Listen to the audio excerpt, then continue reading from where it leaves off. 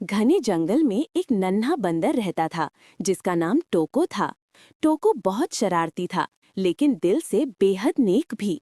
वो अपनी माँ के साथ एक बड़े पेड़ की खोखली डाल में रहता था। उसकी दुनिया बस उसकी माँ और कुछ प्यारे दोस्त मीरा तोता, गुड्डू खरगोश और भोला हाथी ही थे। एक दिन जब टोको सुबह उठकर अपनी माँ के पास गया, तो उसने देखा कि उसकी माँ बहुत कमजोर लग रही है। वो ठीक से उठ भी नहीं पा रही थी। टोको घबरा गया और बोला, माँ तुम्हें क्या हुआ, तुम ऐसे लेटी क्यों हो? माँ ने हल्की आवाज में कहा, बेटा मुझे तेज बुखार है, शायद कोई दवा लानी पड़ेगी। टोको तुरंत जंगल के डॉक्टर कछुआ के पास भागा।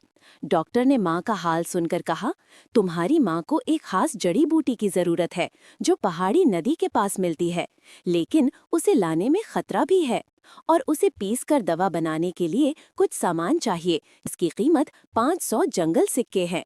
टोको के पास इतने सिक्के कहाँ से आते?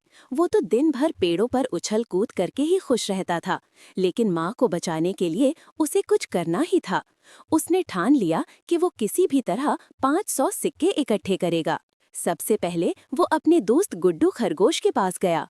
गुड्डू, क्या तुम मुझे कुछ सिक्के उधार दे सकते हो? माँ बहुत बीमार है, उसने विनती की। गुड्डू ने तुरंत अपनी छोटी सी गुल्लक निकाली और बोला, मेरे पास तो केवल 100 सिक्के हैं, लेकिन ये तुम्हारे लिए। फिर वह मीरा तोता के पास गया। मीरा ने अपने पंखों वाला छोटा थैला खोला और कहा, मेरे पास 200 सिक्के हैं, इन्हें ले लो, तुम्हारी माँ जल्द ठीक हो जाए। अब टोको के पास 300 सिक्के हो गए, लेकिन अभी भी 200 की कमी थी। वो थोड़ा झिझकते हुए भोला हाथी के पास पहुंचा। भोला अपनी ताकत के लिए जाना जाता था, पर दिल से वो बहुत सरल था। टोको ने धीरे धीरे सारी बात बताई।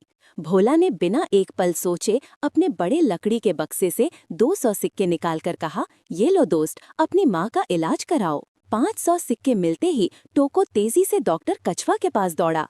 डॉक्टर ने जड़ी बूटी लेकर दवा तैयार की और बोला, जाओ ये तुम्हारी माँ को दे दो, वह जल्द ठीक हो जाएगी। टोको भागता हुआ घर गया और माँ को दवा पिलाई।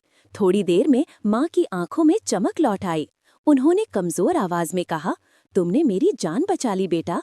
टोको मुस्कुराया, नहीं माँ, मैंने नहीं, मेरे दोस्तों ने बचाई है।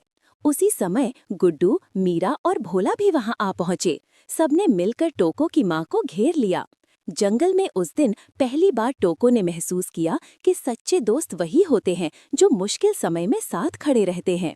और फिर उसके घर में सिर्फ दवा नहीं, बल्कि प्यार, दोस्ती और खुशी की गर्माहट भी लौट आई।